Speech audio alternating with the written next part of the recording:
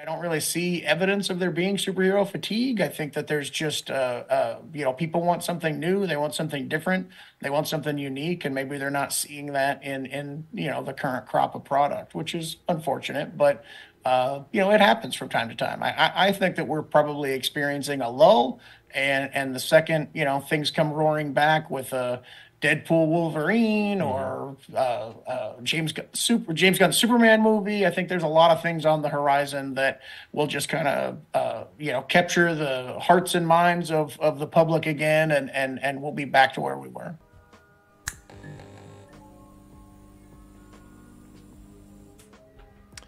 Hey everybody, Corey here in the studio early today. You know, if I'm in here early, then I'm here for somebody very special, and I'm here with someone that it truly is an honor to talk to this person. I followed this person's work for years, and you probably know his name. If you don't, you should. I'm joined today by Robert Kirkman. Robert Kirkman is a writer, comic book writer, screenwriter, and producer, making all kind of moves in Hollywood now, also with comic books. His superhero comic, Invincible, is now an animated series, adult animated series actually, over at Amazon. We're on season 2, part 2, which will be premiering on March 14th. And I'm sure you've heard of this, The Walking Dead. Walking Dead's been going on for many years right now. And if you love The Walking Dead, you can see the new Walking Dead spinoff, The Ones Who Live. And as I said, if you know these properties, then you know this person I'm talking about. Please help me welcome Mr. Robert Kirkman. How you doing, Robert? I'm doing great. How are you? I'm doing. Listen, I'm not showing it right now, but I mean, like many people who are around you, I'm just all giddy and fanboying inside. There's a little boy inside of me is just jumping up and down, and it's such an honor to be here with you and talk to you. I've followed your work for years, just like most people have. Didn't ever think I'd get this opportunity to sit down and talk with you like this, but thank you for being here. Oh, happy to be here. This is cool. So we don't have a whole lot of time, so just to jump right into things, if I can. Um, Sure. Invincible and The Walking Dead are 20 years old now at this point. I think they premiered both in 2023.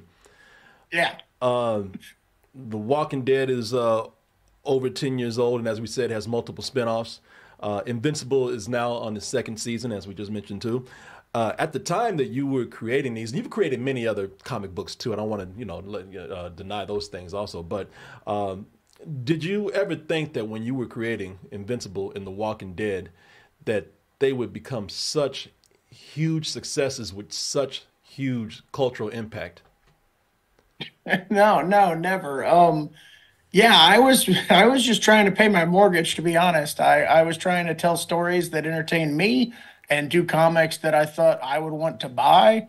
And yeah, I mean, and both series had really extremely humble beginnings where Walking Dead kind of took off fairly early on. Invincible took almost a year for people to really kind of find out about it. And there were definitely low selling issues and points where I didn't know if the books would continue for a long time. And so it's kind of insane to think about the humble beginnings of the series and where both series have kind of grown and ended up now. It's really kind of nuts. Gotta tell you, I am so happy that Invincible is an animated show. And when people think of something being adapted these days, especially with comic books, they're thinking of live action adaptations. What was the decision to make this an animated series? Well, I mean, I will say before I answer that I have, Walking Dead had like a 10-year head start on Invincible. And so there was about 10 years where Invincible fans would come to me at conventions and say, yeah, I mean, that Walking Dead stuff's cool, but come on, man. Like, when's Invincible going to get some love? Like, what are you doing? And so it's really great to be here at this time when Invincible fans are finally, getting their show, and that's really cool. As far as like animation to live action, I think that working on Walking Dead, there were many times where we would be plotting out some scene, and it'd be like, well, you get 12 zombies instead of 50 zombies. We can't really get that location, so we're gonna film that in this parking lot, and you'll have to rewrite the scene to make it work that way. And so when it came to Invincible, it was like, well, we're going to be going to alien planets. We're going to be going to the bottom of the ocean. We're going to be, on the moon. We're going to have, hundreds of superheroes fighting thousands of villains. And it was something that we knew like really would only work in animation. Otherwise, we would have had to alter the story significantly to make it work on TV in live action. So yeah, that seemed like the most reasonable way to adapt it.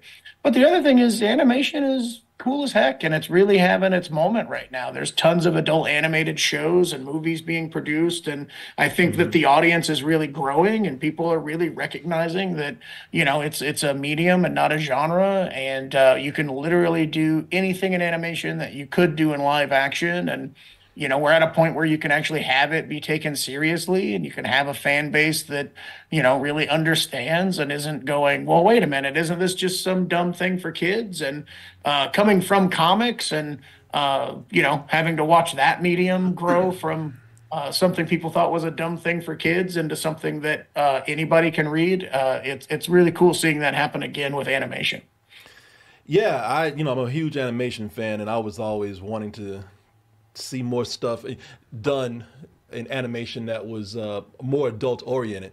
And I think, looking at Invincible, I don't know if you would agree with me on this or not, but I think we're still sort of in the early phase of animation being taken seriously outside of comedy. We have Adult Swim that does a lot of comedy, but you know, Sure, I, sure. I look at Invincible here, and there's some really deep emotional storytelling here, and I think it's one of the first series that we have out there. I'm sure there's others, but early on, it was one of the first series out there to actually tell more serious stories in animated form. I don't know if you would agree with me on that or not. Well, I think it's something that's been happening in, Japan with anime for decades, and I think that it's something that is certainly emerging more in the U.S. I think another, Amazon's doing, amazing things with Vox Machina and the new show Has Been Hotel. Has Been Hotel's more comedy based, and Vox has a comedy element too. But there's also a recent show called Scavenger's Reign that is, very mature and just super innovative and really brilliant. And so, yeah, I think it is an emerging thing. But it's really great, like seeing all these new shows on the horizon and seeing what's coming. And I think it's something that's here to stay. Yeah, and didn't mean to overlook those other shows either, or not give them their No, no, no. respect. I'm just here to Yeah, plug other shows other than yeah. Invent. That is my main goal here. I don't know why, but Because you're a nice guy like that. That's why. Yeah, sure, I should have sure. made the clarification also that that is happening here in America, as you stated. For years, decades, it's been happening in Japan. It's always been taken Yeah, more seriously in Japan, and comic books and animation in Japan have been taken more very true, seriously. very true. To continue with Invincible, and I love the series so much that I have to really ask you about the character of Omni Man because, Okay. and I'm not different from anyone else out there. Omni Man has become a villain that everyone loves, and that's what I mean by you having such a cultural impact. You did it with The Walking Dead, and now everyone's talking about Invincible, and everyone's fascinated about Omni Man. There's questions out there like, who'd win in a fight, or who's more evil, Omni Man or Homelander? And how did you come up with such a charismatic but also just horrible character, and also complex character too? Yeah, I mean, I hope by the time people see all of season two, they're definitely leaning more towards complex than they are horrible slash evil. Homelander, I think, is definitely way more evil than Omni Man, and I think Omni Man would definitely win a fight. But I don't know. I mean, I think that this is an alien from another planet, and he is a father. He's a father figure to Invincible. And one of the things that I wanted to try and accomplish with that character is that we're really like analyzing what it is to be an alien and to grow up in a completely alien society and to have different morals and different like senses of what's right and what's wrong and how evil that can seem. to a society that, has a different moral compass. I think that's a kind of a fascinating thing to explore. That's something that over the life of the show, you'll see us really get into, and you'll see a bit of evolution of the Omni-Man character as we kind of get into how his brain works and what his past is and what he has known as right and wrong and how his time on Earth has kind of informed a slight adjustment to those views. And I just think it's a really kind of fascinating thing to explore. Yeah, I think you've really challenged people with that character because you do get into the complexities of this character being from another race with a whole a set of different views on morality. But I think you really kind of put people against the wall when you say, "Can you forgive this guy for some of the things that he's done?" You know what I mean? Yeah. It's hard because I don't want to spoil anything for anybody because I've gotten a little further in the comics than some people have with the show. And I tell people, it's like you're gonna have to look at this character in a totally different way, and it's gonna be challenging when you do. And that's one of the things I talk about when I look at this show. I think that, and it's funny because both these shows are on Amazon. I think The Boys and Invincible, as far as comic book goes, I think that you and The Boys are some of the things that are keeping comic book fatigue at bay. I say if you have comic book fatigue, Oh, watch these right here. that's awesome. Great to hear. So many of us have heard the stories. I'm going to go back to The Walking Dead here. So many of us have heard the stories about how when The Walking Dead was pitched to NBC. And first of all, let me ask you how much of this is true and how much of it isn't. So Okay. a while back, The Walking Dead, before it was at AMC, was pitched to NBC. And NBC, one of the questions they asked was a show called The Walking Dead about zombies. They asked, do there have to be zombies in it? Or are zombies required in this show?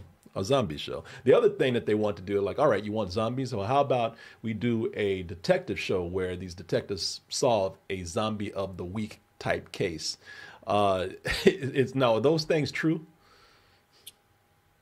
Somewhat. The detective thing, that might have been a conversation that I wasn't privy to, so I can't really confirm nor deny. But I do know that as we were preparing the pitch, there was a lot of discussion of, come on, guys, you're NBC. Are you really going to do this? And they were like, oh, no, we've read the comics. We're in 100%. We definitely want to do this. And then when Frank Darabont turned in his first script, they read the script and they were like, we're NBC. What are we going to do? We're going to have people eating people? Like, we can't do zombies on NBC. And so I know there were a lot of discussions of, how to make that work. The detective thing might have been something that was discussed, but yeah, it was definitely a weird, interaction and something that made me think, okay, well, this is never getting made. So, when you have you hear about so many stories of creators, especially creators of comic books, whether they're artists or writers or whatever, once that property is out of their hands, it is, it's changed drastically. And you hear a lot of them say that, well, I couldn't do anything. It's just the way it is. You still have the comics, so be it. So, Right. how do you keep that from happening? How were you able to keep this being so true to the comic? Well, I think we were fortunate that the comic was very successful. So there was, when I say, oh, this is never going to get made, this is never going to get made in that form. And I was 100% fine with that because the comic was doing so well. We didn't need a show to sell the comic. We didn't need a show to get by. I am fortunate in that I've only ever really wanted to write comics. And so I've far exceeded my life goals. And we were kind of in a position where we were able to, turn people down. And that put us in a position where we could kind of pick the right circumstances with which to make the show. And that's really the only position where you can, have the control to ensure that the show is what you want it to be. If you want it to happen and you're hungry for it, that'll get taken advantage of. If you sit back and you're like, I'm completely fine with this not happening. Here's my stipulations. If you meet these, we'll do this. If you don't, we're not. We were very fortunate enough to be in that position, and I think that resulted in a much better show. So now, in addition to comic book writer, again, because I mentioned this at the beginning of this discussion, I said you're a writer, you're now a screenwriter, And producer. So you've gone from comic book writing, and now you're having to navigate through the TV and the movie business. So how is that different? I'm sure in many ways it's drastically different. In how many ways is that the same? And what do you enjoy about it, and what are the frustrations with it? I enjoy the challenges of it. I think that comics is something I got very comfortable with. I've written comics consistently for the last 25 years. And so it's something that I feel very comfortable kind of falling out of bed and just, getting to the keyboard and just typing away. I love the challenge of figuring out how to write for film and television and the different rules that there are for those mediums and uh, the different ways that stories are told there. There's a lot of differences that you have to learn. So that's been a lot of fun. The process of adapting my stuff is a lot of fun. Invincible, I consider the show to be a second draft. It's me being able to sit back with the comics and say, this worked in the comics. How can I make it work better? This Hmm. was exciting in the comics. How can I make it more exciting? This was startling in the comics. How can I make it more startling? To really like sit back and try to enhance every scene, like down to the smallest detail. And it's great to be able to work with the team with Corey Walker, Ryan Otley, Simon Rasiopa, Dan Duncan, Sean O'Neill.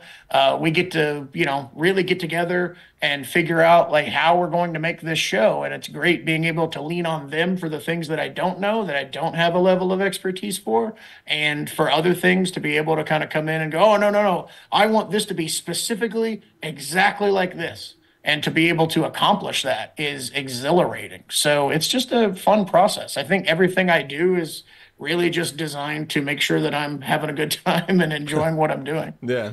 So, well, I'm again going back to Invincible here. Hmm? I was reading the comic years ago, kind of close to when it first came out, and I didn't get very far. And it wasn't because I wasn't enjoying it. I don't know. I got something got busy with me or whatever. And point is, I put it down, and when I put it down Okay, early, I'll forgive that. It's please, okay. please forgive that. Understand that it was not because I didn't enjoy it, because it's one of my favorite shows right now. There's no way to say this without sounding like an asshole. I put it down and go back to it. That's not, but it was not because I didn't like it. I don't know what happened. Point is that when I put it down, I was still under the impression that, to me, it felt like it was more of an innocent comic. It was, it wasn't as violent. Nothing crazy had happened yet. I didn't get to the point where Omni Man had done the things that he had done. So I thought it was just a nice, again, kind of more innocent leaning comic before I got to the real Sure. violent stuff. And so when I finally got back into it, I was like, oh, holy shit, I didn't see this coming at all, which I thought was a great, it's kind of, for me, just a great twist. Now, was that done by design, or am I just, was I just reading into it too much? No, I mean that was very much done by design, and it's funny because the goal with the comic when we first started was to lull the audience into thinking they were reading something that was fairly all ages and kind of like a universal superhero story. Oh, look at this kid and his dad's a superhero, and he's got to live in the shadow of his father and see if he can live up to the example his father has set and it wasn't. I mean, originally the plan was that the Omni Man killing the Guardians of the Globe wasn't going to happen until issue 25. And it was going to be a very slow progression to what I thought was this massive, big reveal that would blow people's minds. Hmm. And the publisher of Image Comics at the time, Jim Valentino, said, "Hey, man, there's not going to be an issue 25 if you don't do this soon." And and he was right. And I was like, "Well, I can probably move it to issue 12." And he was like, "Can you move it to issue now?" And so that's how we got it into issue 7, which is where it falls in the comics. And even then, it's kind of played as like a mystery. You don't know if Omni-Man's being controlled, and it's not revealed until issue 12 or 13. So you don't really, in the comics, you don't. It was a year before people really got a sense of what this book actually was. And it was great being able to take that advice of Jim Valentino and enhancing it even more in show form, and making sure that when you watch the show, by the end of the first episode, you know what this show is. Yeah. And I think that I wouldn't have learned that lesson if we hadn't done things in comics the way we had done. And I think it's another example of how the show is, more streamlined, easier to follow, better in so many ways than the comic book series. You know, uh, hanging out and in show business now, what's the attitude towards? And I'm not assuming anything here. I'm just thinking like there's this guy who came from comics, and now Okay. he's working in he's working with the big guys. Not that comics is not something big either. Comics are huge, but Sure. Sure. how is it working with people who have not worked in comics? I mean, is there a different outlook on somebody who's come from comics working in TV and movies now? Sometimes, but those people are jerks. I think that Hollywood gets a bad rap. Most people are, if some guy comes into a writer's room as a playwright, it's like, oh my gosh, you have a completely different skill set to me. Let me learn from you. Like, how is it that you handle this? How is it that you handle that? When I came into the Walking Dead writers' room full time with season 2, and even the time I spent there on season 1, all of the writers were very welcoming to me, and very excited to have my input and hear my ideas. I know that, I have worked with some writers along the way that have been somewhat dismissive of me at times. But, those guys are jerks and they don't really get work that much anymore. There is a self-correcting aspect to it, I think, that, weeds out the people that aren't very welcoming and are kind of terrible. But for the most part, it's been a really great experience. And I don't think coming from comics is like a black mark on your career at any point. Yeah, I mean, especially today with comics being such huge business in Hollywood now. Yeah, I mean, it's the main driver of everything going on in Hollywood these days. So. Yeah, well, I want to go back to that term. You working in comics and very much in superhero comics. And everybody's talking about comic fatigue and whatnot, and what is cinema, and Sure. what is to be taken seriously or not. I mean, what's your outlook on that discussion? I mean, my outlook is good products usually find an audience. I think that there's only superhero fatigue as long as there's superhero stories that aren't necessarily connecting to the audience. I think that uh, I'm watching all of the current crop of superhero movies. I'm entertained by them for the most part, but I feel like they're not landing for one reason or another. And I think that when a superhero show lands, or a superhero movie lands, and it actually gains an audience, the audience is there for it. And so for that, I have to say I don't really see evidence of there being superhero fatigue. I think that there's just people want something new, they want something different, they want something unique, and maybe they're not seeing that in the current crop of product, which is unfortunate. But it happens from time to time. I think that we're probably experiencing a lull, and the second things come roaring back with a Deadpool Wolverine, Hmm. or James Gunn Superman movie. I think there's a lot of things on the horizon that will just kind of capture the hearts and minds of the public again, and we'll be back to where we were. No, I agree. I agree on that too. Good material is good material, no matter what. Yeah. I, Now going back to zombies in The Walking Dead, I'm going to play something here, and I'm sure you've seen this before. So forgive me if I'm playing this after you've seen it 100 times already. But I want to get your opinion on this. Oh God. Okay. It's nothing. There's nothing terrible. Nothing terrible. It's just What did I say in a past interview that I'm going to regret? actually, you didn't say anything. It's something that someone else said that could be taken as a slight against your work. You know, Okay. it's I love zombies as much as I love superheroes, and I'm gonna say this, man. I used to. I think I helped, and I'm gonna put my ego out there. I think I helped a little bit make The Walking Dead what it is. Before anybody was really before The Walking Dead, it took off as a comic, but before it took off Sure. as a show, every Christmas or for someone's birthday, I was giving them The Walking Dead. I was giving them collections. I was giving them, books. I was saying, "God, you have to read this." And then one day it took off, and I said, "You know what? I did that." Now that's just my ego going crazy, you know. Hey man, sounds like I owe you. I'll take it just a thank you. That's all. A modest thank you. Well, wholeheartedly, thank you. That sounds awesome. Now, of course, I'm exaggerating a little bit. I'm just being silly, but I I do love The Walking Dead, and that's because of my extension of course, of what George Romero created. And Sure. and I'm Yeah. sure that you were very much influenced by George Romero, or a big fan of George Romero.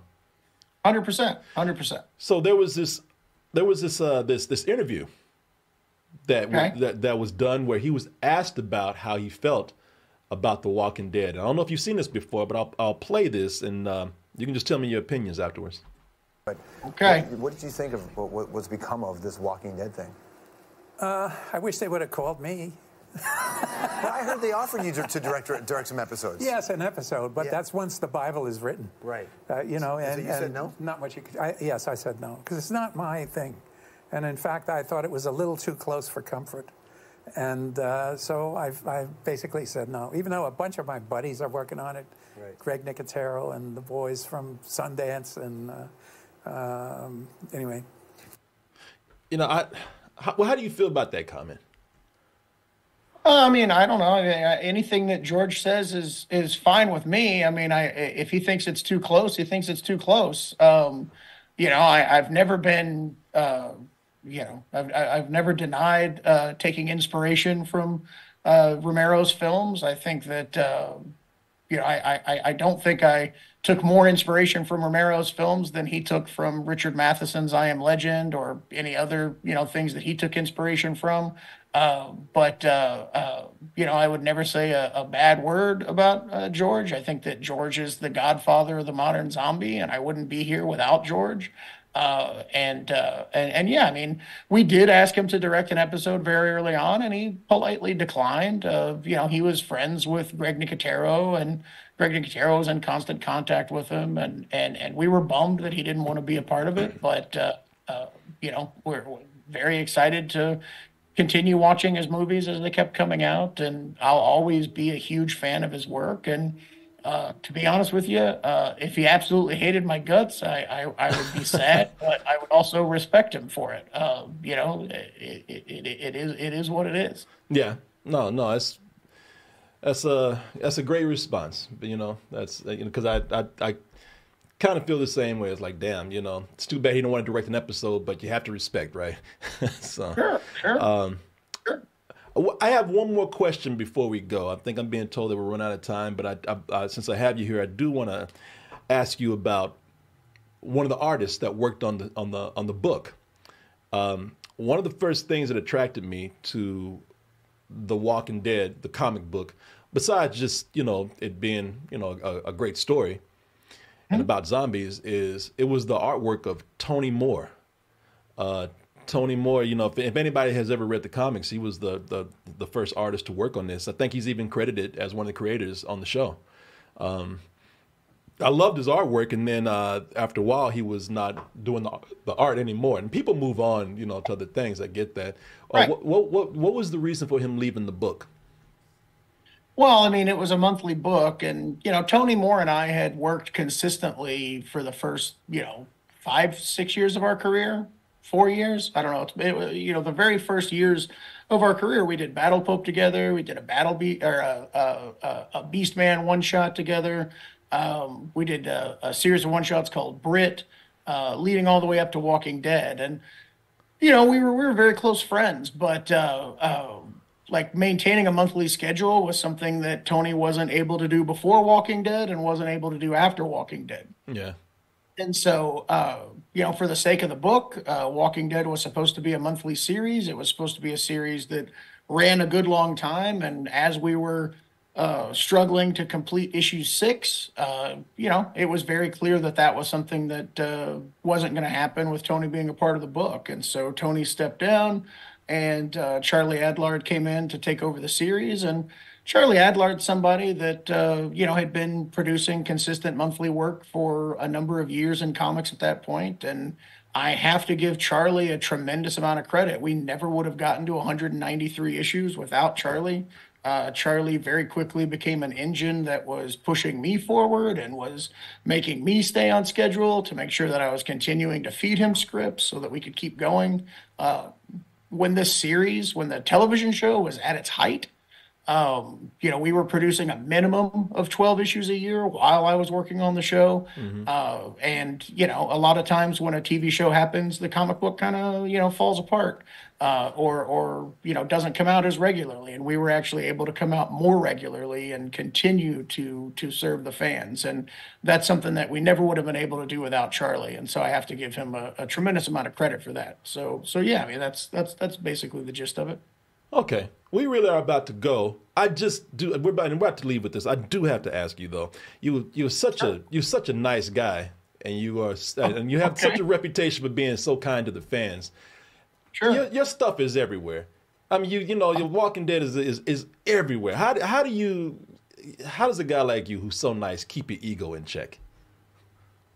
I don't know. I'm a blue collar guy with blue collar sensibilities. I look at this job the same as I would if I was going to a factory and punching sprockets out of a sheet of steel every day. And so, I think of it as like a fun job, and I think it's changed my life, and it's a lot of fun. But I'm very aware that tomorrow people could stop reading my comics and stop watching the shows, and it would all go away. So whatever success I have is something that I'm very fortunate to have. It doesn't necessarily mean I'm special. It doesn't mean I deserve it. In a lot of cases, I'm very aware of the fact that I don't deserve it. I feel very lucky, very fortunate.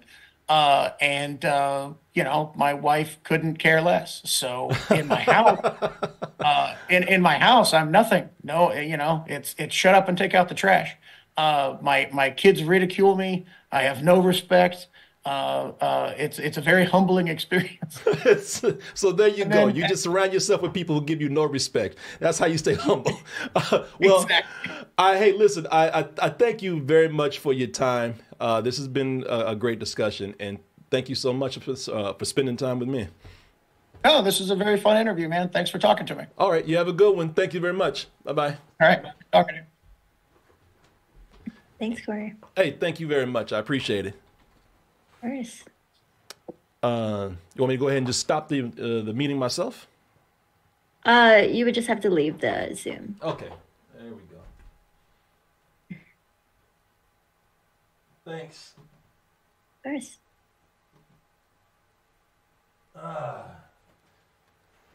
Oh, come here, Pixie. I keep putting Pixie up and down. I'm cutting stuff off. How you doing, girl? I appreciate you. She's always here with the interviews with me. A lot of people do interviews with me and they don't realize there's a dog on my lap the whole time. Thank you, girl. Sorry for putting you up and down so much. But it's another great discussion wrapped up right there, and I wouldn't be able to do that without you guys.